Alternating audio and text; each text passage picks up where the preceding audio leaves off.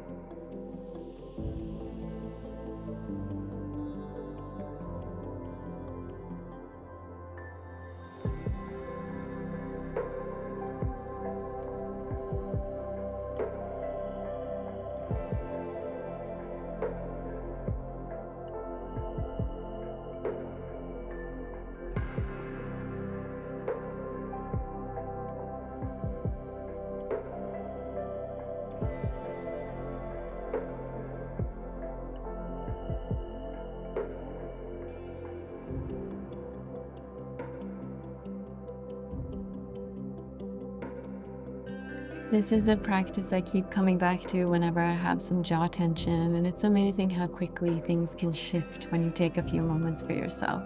So, thank you for joining me, and I hope it left you feeling nice and relaxed. I'll see you soon.